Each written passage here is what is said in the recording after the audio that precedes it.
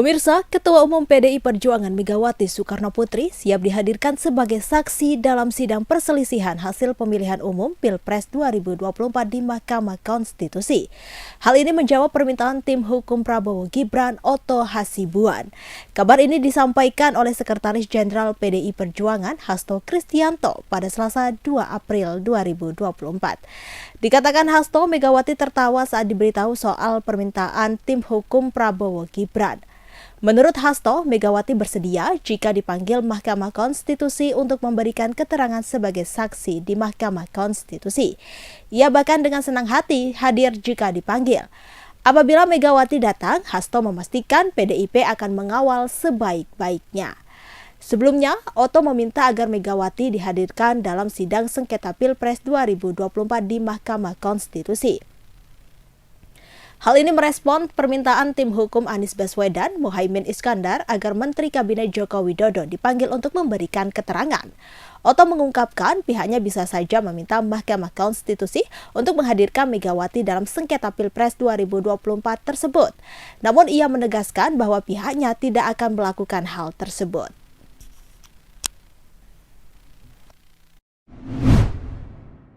Pemirsa, sepak terjang Lukmanul 30 tahun, pria penipu belasan wanita yang dikenalnya melalui aplikasi kencan akhirnya harus berhenti di tangan tim anti-bandit Polsek Tenggilis, Mecoyo Polrestabes Surabaya. Lukmanul mengetahui bahwa dirinya telah menipu 15 orang wanita yang dikenalnya melalui aplikasi kencan tersebut. Aksi Lukmanul dimulai sejak 2023 silam. Modusnya membuat akun pribadi lalu mulai menjelajahi mesin pencarian pasangan yang disediakan oleh aplikasi tersebut. Kemudian, pria itu memulai pencarian akun kaum hawa yang ditawarkan aplikasi secara otomatis pada beranda akunnya. Apa yang membuat para wanita mudah kepincut dengan akun milik Lukmanul? Ternyata, Lukmanul menggunakan foto palsu pria berwajah tampan untuk memikat para korban. Setelah korban kepincut dan memilih dirinya melalui aplikasi kencan tersebut, Lukmanul mulai mengajak korban untuk mengobrol melalui percakapan aplikasi WhatsApp. Obrolan asik yang terjadi di antara keduanya membuat tersangka mulai memberanikan diri untuk mengajak korban bertemu secara langsung di suatu tempat. Agar wajah aslinya tak dicurigai karena berbeda dengan foto palsu yang dicomot secara asal dari media sosial, sepanjang pertemuan dengan korban Lukmanul selalu mengenakan masker penutup hidung dan mulut. Akal-akalannya tampak makin meyakinkan. Lukmanul terus berusaha menjanjikan kepada korban untuk menjalin hubungan percintaan dengan dirinya hingga sampai jenjang pernikahan. Sementara itu, Kapolsek Tenggilis Mejoyo Kompol Masdawati Saragih mengatakan 15 orang korbannya itu tak cuma berdomisili di kota Surabaya, melainkan ada yang tinggal di Kabupaten Sidoarjo dan Kabupaten Gresik. Tersangka kerap berupaya membuat para korban terbawa perasaan atau baper karena bujuk rayuannya untuk membuat korban merasa teryakinkan hingga tak dapat menolak ajakan tersangka untuk bertemu. Dalam kasus ini, penyidik tak cuma menangkap Lukmanul. Kompol Masdawati menambahkan pihaknya juga menangkap teman dari tersangka Lukmanul bernama Edi, 24 tahun. Oleh karena itu, Masdawati menghimbau kepada masyarakat, khususnya kaum hawa yang berusia muda, untuk tak mudah terpedaya dengan bujuk rayu pria yang baru dikenal melalui aplikasi kencan.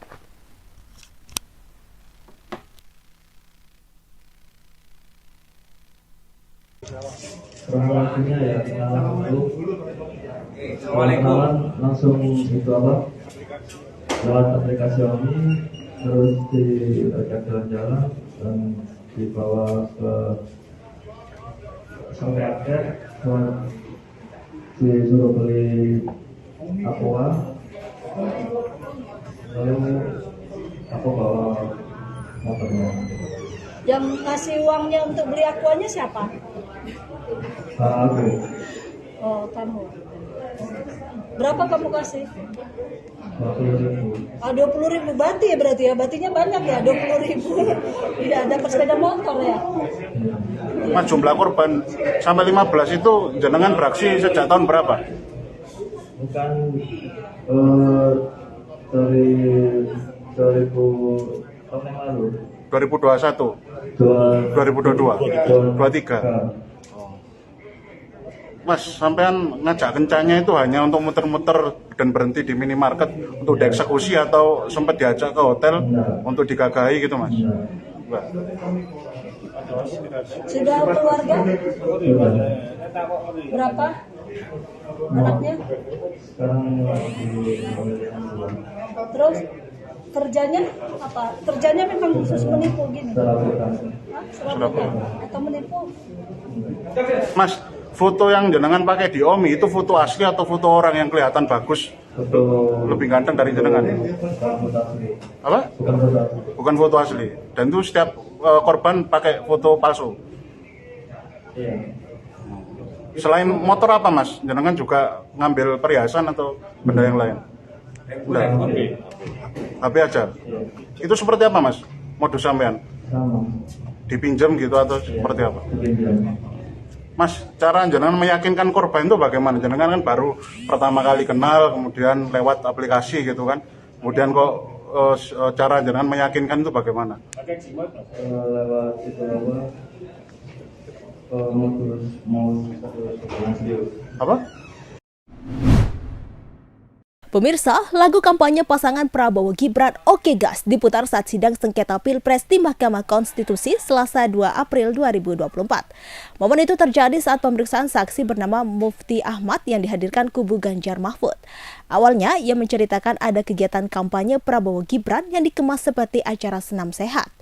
Acara itu digelar di Kabupaten Labuhan Batu Utara, Sumatera Utara.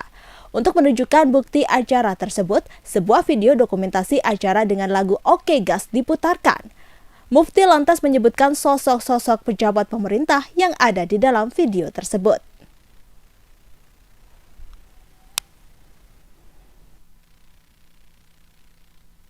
Ini nih, ada senam sehat. Oke, ayo kita gas.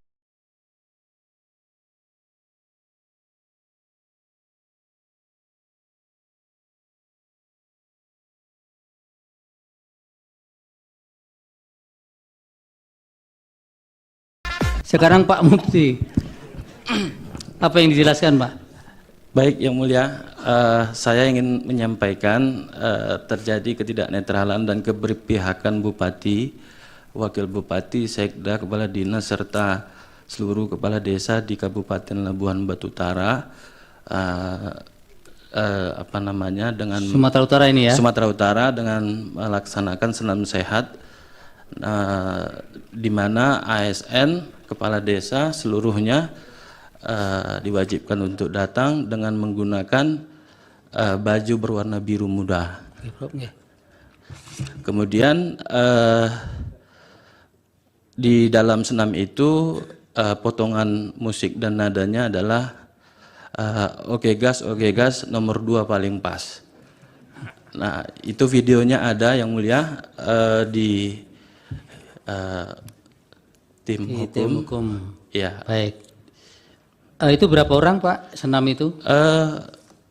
Ada 2 tempat Yang Mulia, sangat banyak sekali Yang Mulia, itu ASN, Kepala Desa, dan pejabat di lingkungan pemerintah Bisa sebutkan kabupaten. nama-namanya, paling tidak random. 1 Sekda, 2 Kepala Dinas Pendidikan, Kepala Dinas Pendapatan Daerah, dan guru-guru, Kepala Desa. Sangat banyak sekali, ada di 2 tempat. 1 tempat itu di hari Kamis tanggal 1 itu di lapangan bola Kota Batu namanya, di tanggal 2-nya di hari Jumat itu di alun-alun Kanopan. Jadi dua peristiwa yang saudara saksikan ya? Benar Yang Mulia. Yang satu di alun-alun Kanopan itu di hari Jumat tanggal 2, kemudian di hari Kamisnya tanggal 1 di lapangan bola Kota Batu. Ini sebagian besar masyarakat atau ASN Yang Mulia, semua dan ASN? Kepala Desa, perangkat desa. Acaranya apa bisa berkumpul sebanyak itu? Acaranya sebenarnya kalau kami menilai itu kampanye Yang Mulia, tapi dibungkus dengan senam sehat.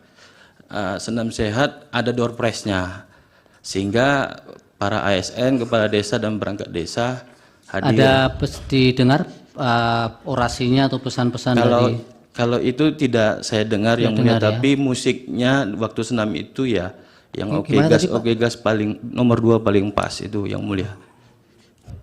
diulang coba. Ini yang mulia. Kak. Ada apa rame-rame, Kak? Ini nih, ada senam sehat. Oke, ayo kita gas.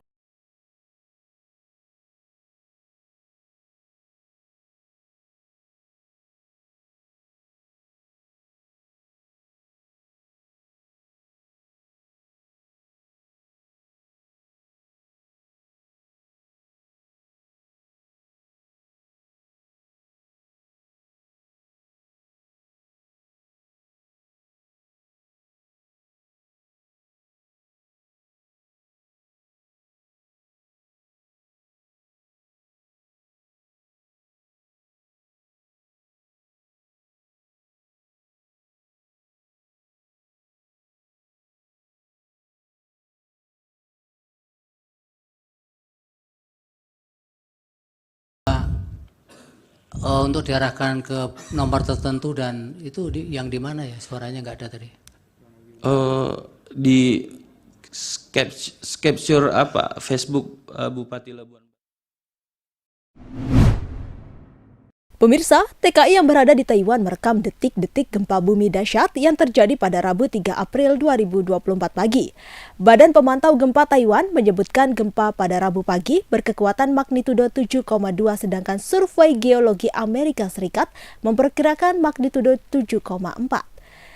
Gempa yang terjadi pada pukul 7.58 pagi ini berpusat di titik yang berada sekitar 18 km selatan barat daya kota Hualien dengan kedalaman sekitar 35 km. Guncangan gempa meruntuhkan bangunan-bangunan di sebuah kota di bagian selatan Taiwan dan menimbulkan tsunami yang menghanyutkan daratan di pulau-pulau selatan Jepang.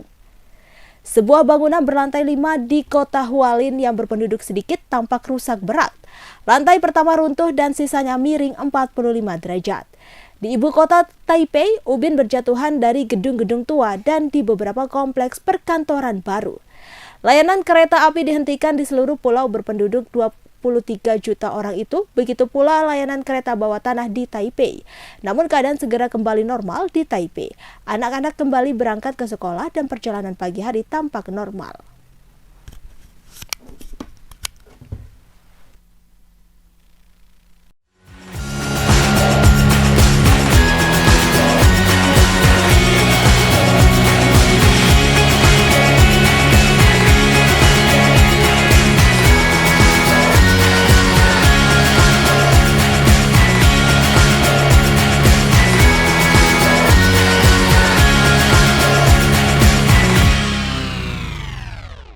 Download Tribun X sekarang, menghadirkan lokal menjadi Indonesia.